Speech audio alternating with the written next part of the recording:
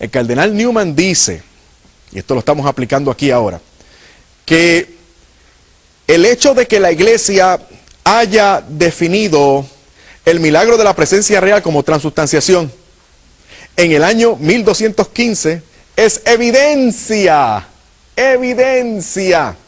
de que la iglesia siempre ha creído en eso. ¿Sabe por qué?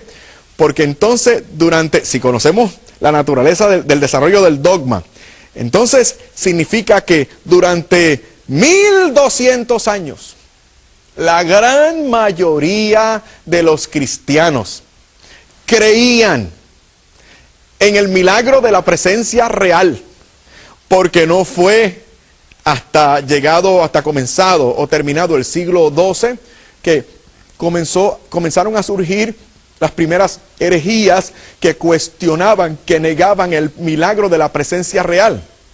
O sea, durante 1200 años, casi toda la cristiandad estaba ahí, fiel, creyente, inamoviblemente, observantes de esa doctrina, de esa verdad. El Señor está presente. Y cuando surgen esas dudas, entonces, 1200 años después de nuestro Señor y de establecida la iglesia, entonces la iglesia dice, espérate, aquí hay un problema. Hemos creído esto toda la vida.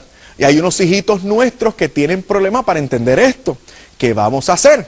Bueno, vamos a profundizar en lo que siempre hemos creído y para beneficio de estas personas que están equivocadas, les vamos a decir lo que nosotros creemos y se lo vamos a poner en palabras. Y vamos a utilizar todos los recursos, dice la iglesia. Vamos a utilizar términos de la filosofía. Por ejemplo, le vienen esas palabras transubstanciación, hipóstasis y otras más. Maravilloso. Los términos como sustancia y accidente para hablarnos en términos filosóficos y metafísicos de la presencia real de nuestro Señor en los elementos eucarísticos. Es que la iglesia es maravillosa. Entonces vienen ahora unos cuantos, algunos de los cuales son colegas míos, de los modernistas, a decirnos ahora, mira, la iglesia, yo sé más que la iglesia. Dicen algunos colegas míos, yo sé más que la iglesia. La iglesia se ha estado equivocando los pasados 2000 años. Ahora no se le debe llamar la Trinidad. No, ahora es otra cosa. No.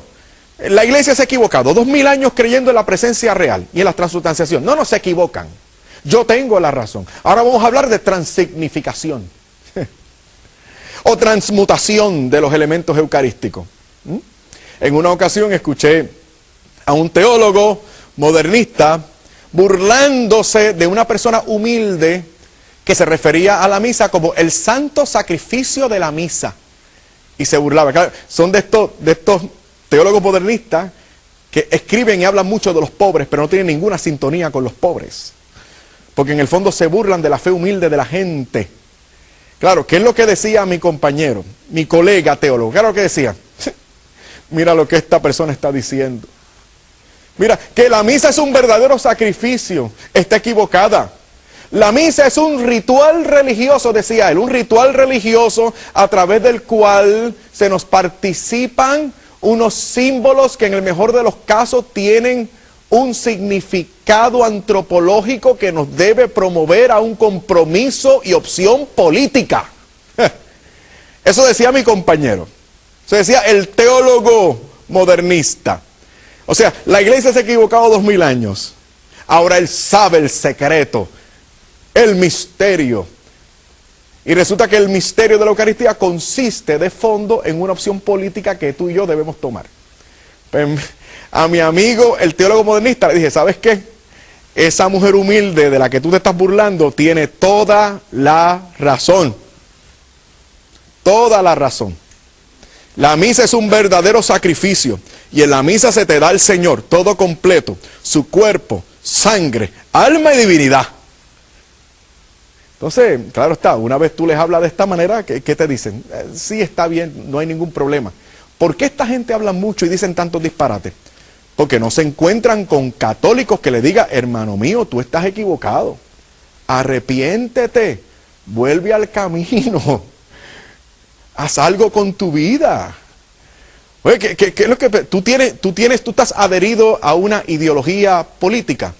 No hay problema con eso. Si en la Iglesia Católica hay libertad para eso.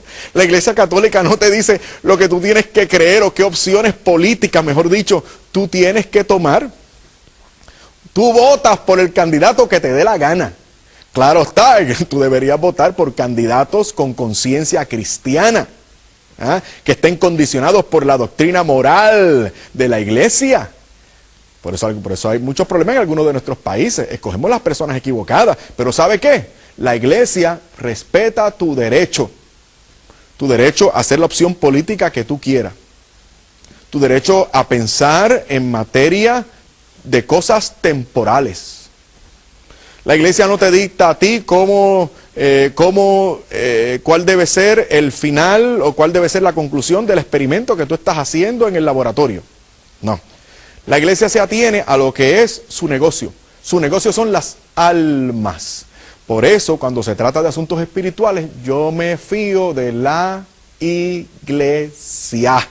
Porque yo necesito escuchar a Jesucristo, porque Jesucristo es mi Señor. Y la Iglesia me ha dicho que yo necesito comulgar el cuerpo y la sangre del Señor. Yo necesito al Señor. Yo necesito el sacrificio de la misa. Yo no tengo opción para irme a otro culto. Yo no me puedo ir a otro culto a complementar mi fe católica. Eso es un contrasentido. Ahora resulta que el sacrificio de la cruz tiene que ser complementado. Seamos francos. Tú vas a otro culto, no, ni siquiera porque quieras complementar tu fe católica. Tú vas a otro culto que no es el culto fijado por Cristo porque tú quieres ser entretenido. Pero yo tengo noticias para ti, en este momento que me estás recibiendo en tu casa. Con mucho respeto y cariño, pero con mucha firmeza. El Señor no se inventó la Santa Misa para entretenerte. El Señor se inventó la Santa Misa para salvarte. Para eso se te da la misa. Y por eso yo le creo al Señor.